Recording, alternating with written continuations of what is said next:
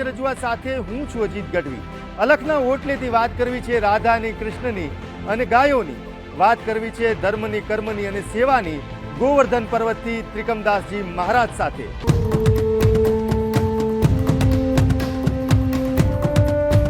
કલ્યાણની ભૂમિ એટલે કચ્છ।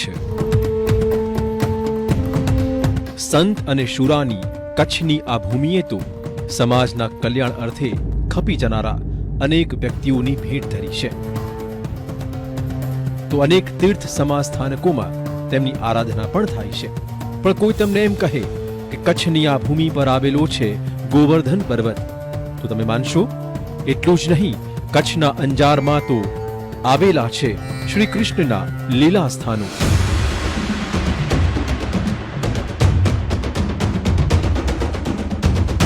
જી હા, અમે વાત કરી રહ્યા છીએ અંજારમાં આવેલા સચ્ચિદાનંદ સંપ્રદાયના મુખ્ય તીર્થ સ્થાન શ્રી સચ્ચિદાનંદ મંદિરની। આશરે 250 વર્ષ પૂર્વે સદગુરુ સુંદર સાહેબ મહારાજે સચ્ચિદાનંદ સંપ્રદાયની સ્થાપના કરી અને આજે આ સંપ્રદાયના 7મા ગાદીપતિ તરીકેની જવાબદારી સંભાળી રહ્યા છે ત્રિકમદાસજી મહારાજ।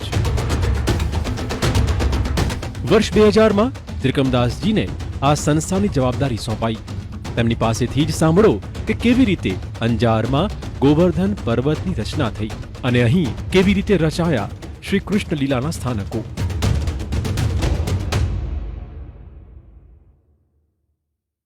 કૃષ્ણ અનેક રીતે પૂજાણો, કૃષ્ણ ગોકુળમાં પૂજાણો, કૃષ્ણ મથુરામાં પૂજાણો, કૃષ્ણ કાશીમાં પૂજાણો, પણ શું કૃષ્ણના વિચારો આજ સુધી પૂજાયા? કૃષ્ણના વિચારો આજ પણ જીવતા રહ્યા? તો કે હા, આજની સમાજની વ્યવસ્થામાં જો જોઈએ તો કૃષ્ણના વિચારોની અંદર અનેક એવા સંપ્રદાયો છે, અનેક એવા ધર્મ છે, જેમાં સનાતન ધર્મ પણ કહી શકાય કે જેની અંદર કૃષ્ણના વિચારોને, પછી બાળકૃષ્ણ હોય તોય ભલે અને કૃષ્ણની કોઈ પણ અવસ્થા હોય તોય ભલે, કૃષ્ણના વિચારો કાયમ પૂજાના છે। એવા જ સચ્ચિદાનંદ જે સંપ્રદાય છે તેમાં તેના ગોવર્ધન જે આશ્રમ છે ત્યાંથી અમે બેઠા છીએ। અલખના ઓટલેથી અમારી સાથે જોડાયા છે ત્રિકમદાસજી મહારાજ। સીધી તેમની સાથે વાત કરશું, તેમની પાસેથી જાણશું કે સનાતન ધર્મ માટે અત્યારે શું થઈ શકે, અત્યારના સમાજની જે ચિંતાનો વિષય છે તે શું અત્યારે કહી શકાય અને રાધે રાધે શા માટે બોલવામાં આવે છે। અલખના ઓટલેથી ત્રિકમદાસજી મહારાજ, આપનું સ્વાગત છે। સૌથી મારો પહેલો સવાલ કે સચ્ચિદાનંદ આશ્રમ જે સંપ્રદાય છે તેનો મુખ્ય હેતુ શું છે અને જે બાળકૃષ્ણના વિચારોને આપ વળગીને સમાજ સેવાની જ્યારે કામગીરી કરી રહ્યા છો ત્યારે શું કહેશો? હા, સૌને રાધે રાધે। આપ સરસ પ્રશ્ન કર્યો। સચ્ચિદાનંદ સંપ્રદાય એટલે કે જેને નિજાનંદ સંપ્રદાય તરીકે પણ ઓળખતા હોઈએ છીએ। સચ્ચિદાનંદ સંપ્રદાય એટલે કે સતચિત અને આનંદ અને બાળકૃષ્ણ ઉપાસના એટલે અમારો જે સચ્ચિદાનંદ સંપ્રદાય છે એમાં 11 વર્ષ અને 52 દિવસ જે ભગવાને વ્રજમાં લીલા કરી, જે અખંડ લીલા કરી, એના વિશેની બાળકૃષ્ણ ઉપાસના જે દરમિયાન બાળ લીલા, દાંડ લીલા અને દિવ્ય રાસલીલાઓ કરી અને ભગવાનનું જે બાળ સ્વરૂપ છે એટલા માટે જ્યાં સુધી ભગવાન વ્રજમાં હતા અમારા શાસ્ત્રને આધારથી, અમારો શાસ્ત્રનું નામ જ છે વ્રજ પ્રભા ગ્રંથ। જેમ મહાભારત હોય, રામાયણ હોય, ગીતા હોય, એને અમારો જે સચ્ચિદાનંદ સંપ્રદાયનું ગ્રંથ છે એનું નામ વ્રજ પ્રભા ગ્રંથ છે। વ્રજનો પ્રભાવ, વ્રજનો મહિમા, વ્રજમાં ભગવાન 11 વર્ષ અને 52 દિવસ બાળ સ્વરૂપે લીલા કરી, એ સ્વરૂપે માધુર્ય લીલા, ભક્તિ સ્વરૂપા પરમધામનું જે સ્વરૂપ છે એ સ્વરૂપની અમે ઉપાસના કરીએ છીએ અને અમારા સચ્ચિદાનંદ સંપ્રદાયના આ રીતના બાળ સ્વરૂપની ઉપાસના ચાલી રહી છે। મહારાજ શ્રી, કૃષ્ણના અનેક સ્વરૂપ છે, બધા જ સ્વરૂપની જુદા જુદા લોકો પોતાની શ્રદ્ધા પ્રમાણે પૂજી રહ્યા છે, તેને માની રહ્યા છે।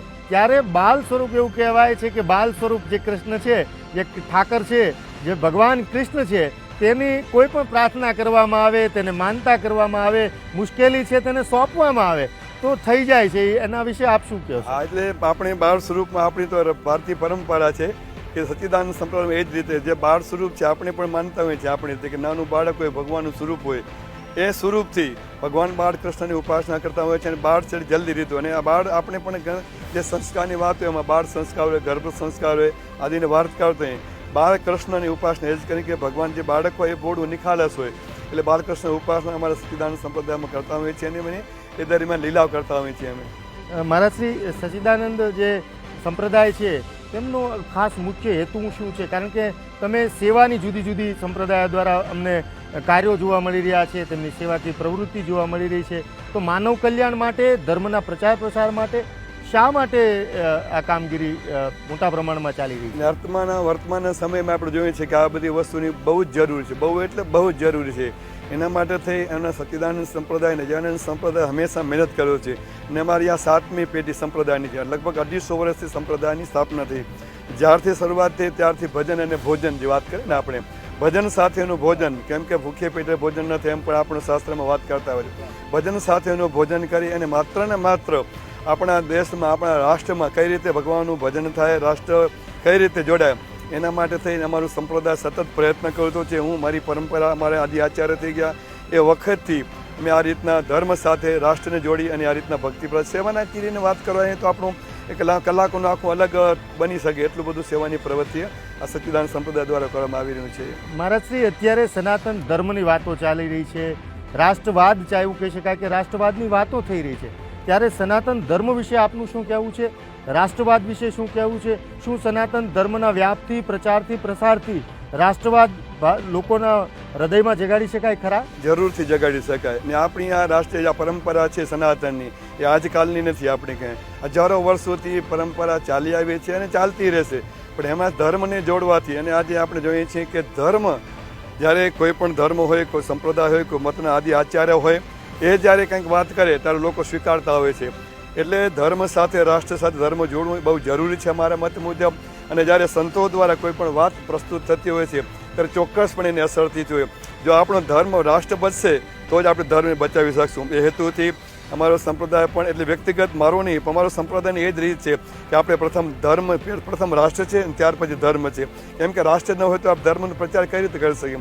એટલે સર્વ ધર્મ શ્રેષ્ઠ રાષ્ટ્ર ધર્મ છે, ત્યાર પછી આપણો સંપ્રદાય. અને સંપ્રદાયવાદ દૂર રહીને આપણે ધર્મ અને રાષ્ટ્ર બેનો પ્રચાર કરી શકતા. મહારાજશ્રી, આપે ધર્મ અને રાષ્ટ્રની વાત કરી ત્યારે એક સવાલ સૌથી મોટો એ ઊભો થાય છે, કારણ કે રાષ્ટ્રની વાત આવે ત્યારે રાજકારણની ચોક્કસ વાત આવે, ત્યારે શું ધર્મકારણ સાથે રાજકારણ છે તે જોડી શકાય ખરા? કારણ કે એ પહેલાંના સમયની અંદર જે રાજા મહારાજા હતા તેમની પાસે પણ ધર્મ છે તેની સલાહ લેવામાં આવતી હતી લોક કલ્યાણ માટે, માનવજાત કલ્યાણ માટે. ત્યારે અત્યારે એવું જોવા નથી મળી. એટલે શું રાજગાદી અને ધર્મગાદી ભેગા થઈ શકે ખરા? અને જે એવું કહી શકાય કે રાષ્ટ્ર ધજા છે અને ધર્મ ધજા છે તેને એક સાથે મૂલ્યાંકન થઈ શકે ખરું? બહુ સરસ વાત કરી તેમ. જે તે વખતે આપણે રામ ભગવાનના વખતમાં જઈએ, કૃષ્ણ વખતમાં જઈએ તો રાજધર્મ છે, રાષ્ટ્ર ધર્મ છે, એ બધા ગુરુઓની પરંપરામાં હતા. જેમ ગુરુ બતાવે તેમ કરતા હતા. એટલે રાષ્ટ્ર ધર્મથી ઉપર આપણો ધર્મ છે, એનાથી ઉપર સંપ્રદાયિક ધર્મ છે, મત ધર્મ છે, રાષ્ટ્ર ધર્મ હતું. જે તે વખતે પણ રાજા મહારાજા હતા એ પોતાની ગુરુની આજ્ઞા પ્રમાણે કાર્ય કરતા જે તે વખતથી. તો એ બધું રાષ્ટ્ર બરાબર. આજની વાતમાં પણ એમ જ છે કે સર્વ બરાબર ધર્મ અને રાષ્ટ્ર જોડી શકીએ, પણ એમાં કોઈ રાજકીય જે ઊભું ન થવું જોઈએ. એમ કે ભાઈ આ પક્ષાપક્ષીની વાતથી પર થઈ ને આપણે રાષ્ટ્ર ધર્મ સાથે દોડી શકતા હોઈએ છીએ. આપણી સનાતન સંસ્કૃતિમાં ગાયને મળ્યો છે માતાનો દરજ્જો. આપે અનેક મંદિરો કે દેવસ્થાનોમાં ગૌશાળા કે ગાયોની દેખરેખ થતી જોઈ હશે. પણ શું તમે નંદી શાળા જોઈ છે? શું તમને ખબર છે કે અંજારના આશ્રમમાં 700થી વધુ નંદીઓનો નિભાવ કરવામાં આવે છે, તેની દેખરેખ રખાય છે. ખાસ મહારાજની વાત કરવામાં આવે તો નંદી આશ્રમ, આવું મેં તો કદાચ ગુજરાતમાં પહેલી વાર, કારણ કે ગાયોના પાલન માટે પાંજરાપોળની વાત સાંભળી છે, ગાયો માટે દવાખાનાની વાત સાંભળી છે, પણ નંદી માટેનો આશ્રમ, આ વિચાર તમને ક્યાંથી આવ્યો? હા, તમને એક જણાવતા આનંદ થાય છે કે અમારા સમગ્ર ગુજરાત અને કદાચ દેશમાં પણ સૌ પ્રથમ નંદી શાળાની શરૂઆત કરી છે. અમે અંજાર ગામમાં, એક નાનકડો જિલ્લો કહેવાય અંજાર, એમાં કચ્છમાં અંજારમાં નાનું ગામ છે, એની અંદર અમે એક નંદી શાળા લગભગ આજથી 4 વર્ષ પહેલાં શરૂઆત કરી. નંદી એટલે લોકોને એમ, આજની જે તે વખતે આપણે જોઈએ તો નંદી એટલે ભગવાન શિવનું પોઠિયા તરીકે આપણે માનતા હોય. ભગવાન શિવના મંદિરમાં એન્ટ્રી કરવી હોય, આપણે પ્રવેશ કરવો હોય તો પ્રથમ નંદીજીને પગે લાગી નમસ્કાર કરીને આપણે જતા હોઈએ છીએ. એટલે આપણી એક પરંપરા, ધર્મની પરંપરા છે ને હેતુથી. અને એને પછી આપણે વાત કરીએ તો નંદી છે ધર્મનો સ્તંભ છે, જે નંદીના 4 ચરણ છે ધર્મનો સ્તંભ તરીકે માનતા હોય છે. એ નંદી દુઃખી જોઈ અને અમને એમ ખૂબ દર્દ થતું હતું એમ કે નંદી દુઃખી છે આપણા. એટલે જે તે વખતે આપણા કચ્છમાં આપણે જે પથમેળાની વિશ્વની સૌથી મોટી આપણે ગૌશાળા કે લગભગ એમાં 3 થી 4 લાખ ગાયોનો નિભાવ આજની તારીખમાં થઈ રહ્યો છે. બહુ મોટી વાત કહેવાય એમ. માણસો વાતો તો બહુ કરે વ્યાસપીઠ ઉપરથી, ધર્મની ગાદી ઉપરથી, કથાવાદ એમાં હકીકતમાં જે દત્તસનાનંદજી મહારાજ છે એ આજની તારીખમાં 1.5 લાખથી 2 લાખ ગાયોનું સંચાલન કરી રહ્યા છે. અને એ પણ એ આપણે જેમ આપણી માતા પિતાની કરે તેમ માત્ર રાખવા ખાતર પૂરવા ખાતર નહીં, કદાચ તમને ક્યારેક મોકો મળે તો આપ જજો, કેમ કે બહુ ઉત્તમ કાર્ય છે. તો એમની એક સત્સંગની સભા હતી ગાંધીધામ મધ્યે. આખા ગાંધીધામમાંથી બધા ગૌશાળાના જે બધા તો ટ્રસ્ટીઓ હતા, સાધુ સંતો હતા, બધાને એક જાતનું બધાને બોલાવે અને ચર્ચા ઉપડી એમ કે ભાઈ કચ્છ પ્રદેશ છે, કચ્છ પ્રદેશ અનેક વખતે લગભગ 4-2 વર્ષમાં એક કુદરતી આપત્તિ આવતી હોય છે. એ પછી સાયક્લોન વાવાઝોડાના રૂપમાં હોય, ધરતીકંપના રૂપે પરંપરા આ રીતના આવે છે. એનું કારણ શું? તો એક સંત તરીકે મને જે ભગવતની પ્રેરણા થઈ છે, મારા શિવક કીધું કે કચ્છમાં સભી વધારે ગૌવંશ કચ્છમાં છે એવી વાત કરી કે ભાઈ જિલ્લામાં વધારે પશુધન છે, ગૌવંશ છે, તો એ દુઃખી છે આપણે કચ્છ. એનું કારણ માત્ર એક જ છે કે આપણે કદાચ એને 3 થી 4% જોઈએ આપણે નંદીઓનો હિસાબ. બાકી બધી ગાછ 100% વાછડી તો આપે જ નહીં, અમુક પસંદે તો વાછડ અને વાછડી તો બધું છે જ રીતના. તો બધા નંદીઓ ક્યાં જાય છે એમ કે એની કાંઈ હિસાબ તો હશે ને એમ કે કઈ રીતના જાય છે. ઘણે બધાને પ્રશ્ન પૂછ્યો તો કે એક જ કારણ છે કે નંદીઓની અહીં કતલ થાય છે, નંદીઓની હિંસા થાય છે, બહુ જ ખરાબ છે. એટલે પૃથ્વી રડે છે, એના આંસુઓ પડે છે નંદીઓના. જે આપણે ખબર છે કે જ્યારે કોઈ પણ પશુઓની હત્યા થાય તો કેટલી ક્રૂરતાથી એ લોકો કરતા હોય છે. ને આપણે બધા કચ્છ છે એક બોર્ડર એરિયા છે, એટલે ઘણી બધી આપની નંદી શાળા છે તેની અંદર કેટલા નંદીઓ હોય છે? અત્યારે આપણે જે અંજારની ગોવર્ધન નંદી શાળા નામ આપ્યું, જેમ કે આપણે ગોવર્ધન પર્વત ઉપર બેઠા છીએ એટલે આપણે ગોવર્ધન નંદી શાળા એવું નામ આપ્યું છે. અને ગોવર્ધન નંદી શાળામાં આજે લગભગથી 600 થી 700 નંદીનો નિભાવ થાય છે. માત્ર રાખવા પૂરતા નહીં, એનો આપણે નિભાવ કરીએ છીએ. એની સંગીતની ધ્વનિ સંભળાવી 2 કલાકની, એનો સ્વભાવ ચેન્જ થાય, રાષ્ટ્રીય ગીતો વગાડી રાષ્ટ્રની અંદરની ભાવના જઈએ અને તમને જોતા આનંદ થાય કે આપણે 200 નંદીની અંદર તમે હું અંદર કદાચ આપણે આંટો મારી આવી તો તમને કોઈ પણ જાતનો ભય કે બીક વગર તમે અંદર પ્રવેશી શકો છો. મોટો પ્રશ્ન છે. નંદી આશ્રમ શબ્દ મેં એટલા માટે વાપર્યો કે નંદી જે છે તેની સમસ્યા, તેનો ઉછેર અને કતલખાને ન જાય તેના માટે નંદી શાળા જે મહારાજશ્રી દ્વારા ઊભી કરવામાં આવી છે. ત્યારે ધર્મની સાથે અહીંયા કર્મની પણ વાત આવી છે. ત્યારે સરકારે પણ આ બાબતે એટલા માટે ગંભીરતાથી વિચારવું પડે કે પછી કચ્છ હોય કે ભાવનગર હોય કે ગુજરાતના અનેક મોટા શહેરોની અંદર રખડતા ઢોર અને ખાસ કરીને નંદીઓની સમસ્યાને લઈને માનવ જાતના મોત થઈ રહ્યા છે. ત્યારે ગુજરાત સરકારને અને અનેક જે સેવાભાવી સંસ્થાઓ છે કે NGO છે તેના માટે પ્રેરણા લઈ શકે. 700 નંદીને કેવી રીતે સાચવી શકાય? આવડી મોટી પ્રેરણાદાયક ઘટના, સેવા તો સાચા અર્થમાં આને કહી શકાય. મહારાજશ્રી પાસે જાણવાને કોઈને જોવું હોય તો અત્યારે અહીંયા હયાત છે, 700 નંદીઓને સાચવી રહ્યા છે. ત્યારે સરકાર પણ આ ઘટનાની અંદરથી બોધ લઈ શકે છે કે સમગ્ર મોટા શહેરોની અંદર જે સમસ્યા છે, નંદીઓની સમસ્યા છે, જેને લઈને માનવ જાતના મોત થઈ રહ્યા છે, તે અટકાવી શકાય, ધર્મની સાથે કર્મ કરી શકાય.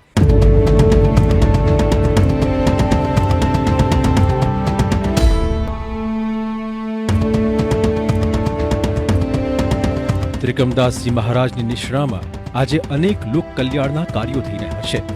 વેરાન અને ઉજ્જડ જગ્યામાં આજે 11,000 કરતાં વધુ વૃક્ષોનો ઉછેર શક્ય બન્યો છે.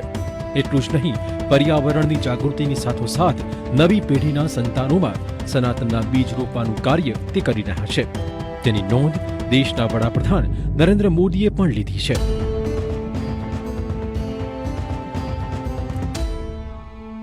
મહારાજશ્રી, આપે ધર્મગુરુઓની તો વાત કરી, પરંતુ અત્યારે એવું પણ જોવા મળી રહ્યું છે કે જેમની જવાબદારી છે સમાજની અંદર સારા વિચારો, ધર્મનો વ્યાપ, સનાતન ધર્મનો વ્યાપ, રાષ્ટ્રનો વિકાસ, જેમની જવાબદારી છે તેવા ધર્મગુરુઓ હોય કે સાધુ સંતો હોય તે પણ રિદ્ધિ સિદ્ધિ પાછળ દોડતા જોવા મળી રહ્યા છે. આપને નથી લાગતું કે આવનારા સમયની અંદર આ બહુ મોટો ચિંતાનો વિષય કહેવાય સમાજ વ્યવસ્થા માટે, ધર્મ માટે?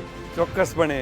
અને આવનાર દિવસોમાં બહુ ભયંકર નુકસાન, જેની આપણે કલ્પના ન કરશે એવું નુકસાન થઈ શકે એવું છે. ધર્મગુરુ હોય, સંપ્રદાયના ગુરુ હોય અથવા તો ગાદીપતિ હોય, એ જ્યારે જીવ જે ભૌતિક તરફ આગળ વધે, ભૌતિક તરફ વધારે મોહ રાખે તો એ આપણા સમાજ માટે બહુ નુકસાનકારક છે. અને ઠીક છે, આપણે વ્યવહાર પૂરતું બરાબર છે, પણ જ્યારે જે લોકો એમાંથી પ્રેરણા લેતા હોય છે એ જ્યારે ભૌતિક તરફ આગળ વધે, એને આપણે તો જોઈએ પરંપરા, ઋષિમુનિની પરંપરા જોઈએ, જે માત્ર ને માત્ર 2 કપડાં પહેરી અને ભજન અને ભોજન કરતા હતા. એ જ્યારે આ રીતના બદલાય કે ભૌતિક તરફ આગળ વધે તો એના જેવું કોઈ મહાભયંકર નુકસાન ન હોઈ શકે. એટલે પ્રથમ તો આપણા સંતોએ, મહંતોએ, ગાદીપતિઓએ પણ સાથે આધ્યાત્મિક રીતે ભૌતિકતાથી ઠીક જરૂરત રિક્વાયરમેન્ટ પણ બરાબર છે, ભૌતિકતા દૂર રહી અને લોકો સમક્ષ જવું પડે, તો જ લોકોને શ્રદ્ધા, વિશ્વાસ અને નિષ્ઠા તો જ બેસી શકે. મહારાજશ્રી, જ્યારે સનાતન ધર્મની આપણે વાત કરી રહ્યા છીએ ત્યારે આજનો યુવાન હોય કે આજની જે પેઢી છે તે ધર્મથી દૂર જઈ રહી છે. એવું કહી શકાય કે જે સમય હતો તમે ગામડાની અંદર કે ભગવાનની પૂજા કરવી, આરતી કરવી, રામજી મંદિરે જવું, આ બધું ક્યાંય હવે જોવા નથી મળી રહ્યું, ધીરે ધીરે વિસરાઈ રહ્યું છે. તમને નથી લાગતું કે આવનારા સમયમાં નુકસાન કરી શકે? ચોક્કસપણે હું પણ જોઈ રહ્યો છું, તમે સમગ્ર જોઈ રહ્યા છીએ આપણે કે જે તે વખતે આપણે આપણા દાદા દાદી અથવા તો આપણી જે શરૂઆતની ઉંમર હતી ત્યારે મંદિરમાં આરતી વગાડવા કે શંખ વગાડવા માટે ઝઘડા થતા કે વહેલા જઈએ તો આપણે આરતી વગાડવા મળે, શંખ વગાડવા મળે ને એ દ્વારા લોકો વહેલા જતા અને ગામમાં આખું મંદિર, ઠાકર મંદિર હોય, રામ મંદિર હોય તો આખું ભરચક રહેતું હતું જે તે વખતે. ને આજે આપણી પરિસ્થિતિ અલગ છે. ઘણા ગામડામાં, ઘણા મંદિરોમાં આરતી વગાડવાળું કોઈ નથી હોતું, એટલે એ આપણા માટે સારા સંકેત ન કહી શક્યા. ને આરતીમાં પણ આપણે ઇલેક્ટ્રિકરણ જોઈએ, એક સ્વિચ દબાવી આરતી ચાલુ હતી. હકીકત મારા મતે હું ન હોવું જોઈએ. આરતી તો આપણા વડીલો આરતી વગાડતા હોય, શંખ વગાડતા હોય, એની સાથે ભગવત ધ્વનિ કરતા, આખું અલગ હતું. અત્યારના સમયમાં જે ઇલેક્ટ્રિક આરતી આવી, લોકો મંદિરોથી દૂર થયા, એનું પાછળ કંઈ પણ કારણ હોય, કારણ આપણે શોધવું જ પડશે, એનું મંથન કરવું પડશે, કેમ કે આવનાર દિવસો આનાથી પણ વિશેષ ખરાબ હોઈ શકે જો આવું ને આવું ચાલ્યું તો. મહારાજશ્રી, હમણાંની જ વાત કરીએ તો બાબા બાગેશ્વર ધીરેન્દ્ર પ્રસાદજી છે, તેમણે હમણાં જ એક વાત કરી, એમના જુદા જુદા કાર્યક્રમો થઈ રહ્યા છે ત્યારે કે એ સતત સનાતન ધર્મની વાત કરી રહ્યા છે, હિન્દુ રાષ્ટ્રની વાત કરી રહ્યા છે, રાષ્ટ્રવાદની વાત કરી રહ્યા છે, ત્યારે તેમણે શિક્ષા અને દીક્ષાની પણ વાત કરી છે. આપ આ વાત સાથે કેટલા સહમત છો? એટલે શિક્ષા અને દીક્ષા બરાબર છે, શિક્ષા પણ જરૂરી છે અને દીક્ષિત પણ જરૂર છે. પણ દીક્ષા એ રીતનું હોવું જોઈએ કે જે આપણે દીક્ષા એટલે પાનો આપતા હોય, દીક્ષિત કરતા હોય, એ વ્યક્તિનું આપણે થોડુંક તો જો સોનાનું પારખ કરીએ એટલું બધું થોડુંક તો એને પારખવું જ પડે કે વ્યક્તિ હકીકતમાં બીજો ક્યાંય લાભ લેવા માટે માત્ર દીક્ષિત થાય છે કે હૃદયનો એનો ભાવ છે. એટલે શ્રવણ ત્યાર પછી આપણે દીક્ષા આપીએ. દીક્ષા આપી કંઈ ખોટું નથી, કેમ કે ધર્મનું પંચ છે, પણ આપણે મર્યાદામાં રહી એની મર્યાદાને પારખી ને આપણે દીક્ષિત અને શિક્ષિત આપ્યું. રાષ્ટ્રધર્મની વાત કરીએ તો એ બરાબર, રાષ્ટ્રધર્મ પહેલાં જ મેં આપણી વાતમાં કહી કે રાષ્ટ્ર બચશે તો આપણો ધર્મ બચશે. રાષ્ટ્રહિતની વાત બરાબર છે, એની સાથે હું સંમત છું. આપણે રાષ્ટ્રને બચાવવું જ પડશે, એની સાથે લોકોને ધર્મમાં જોડવા પડશે. ધર્મ એટલે કોઈ અલગ અલગ વાડાઓની, સાંપ્રદાયિક વાડા નહીં, પણ ધર્મ એટલે સનાતન ધર્મ. પહેલાં જ વાત કરીએ સનાતન ધર્મ જોવાનું જે આપણી જે પરંપરા છે હજારો વર્ષોની, જે આપણે કેમ રામ અને કૃષ્ણના આપણે દેશમાં વસીએ છીએ, ભગવાન શિવના આપણે બધા આરાધકો છીએ, તો એની સાથે આપણે જોડવું જ પડશે. એમાં બાબાની વાત એકદમ સત્ય છે.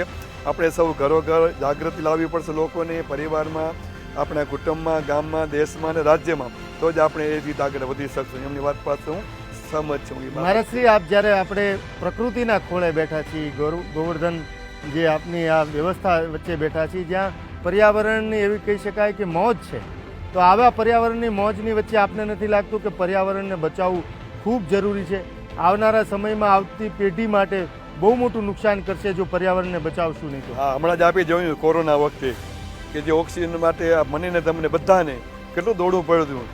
એ ઓક્સિજન આપણે ક્યાંથી મળશે? પર્યાવરણ. આપણે ઝાડ વાવશું, વૃક્ષ વાવશું, એમાંથી આપણે ઓક્સિજન મળતું હોય છે. ને આપણે જે પટાંગણમાં બેઠા છીએ, ગોવર્ધન પર્વત અમારો સંપ્રદાયમાં ગોવર્ધન ગાય એના વિશે બહુ મહત્વ છે. આપણે ગોવર્ધન પર્વતમાં લગભગ 15,000 થી 20,000 ઝાડ વાવેલા છે.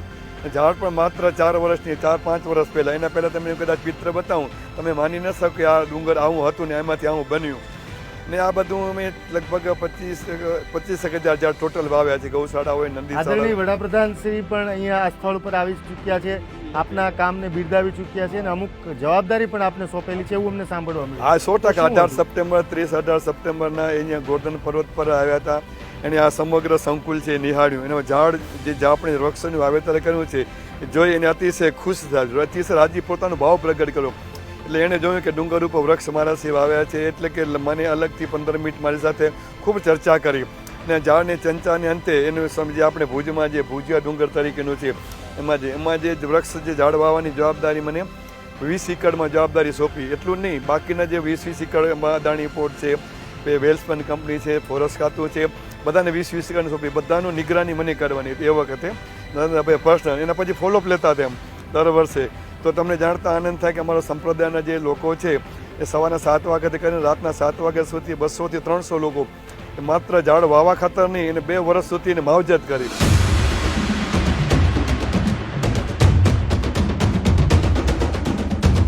આ હતી અલખના ઓટલેથી સચ્ચિદાનંદ સંપ્રદાયની સેવાની, રાષ્ટ્રની અને સનાતન ધર્મની વાતો.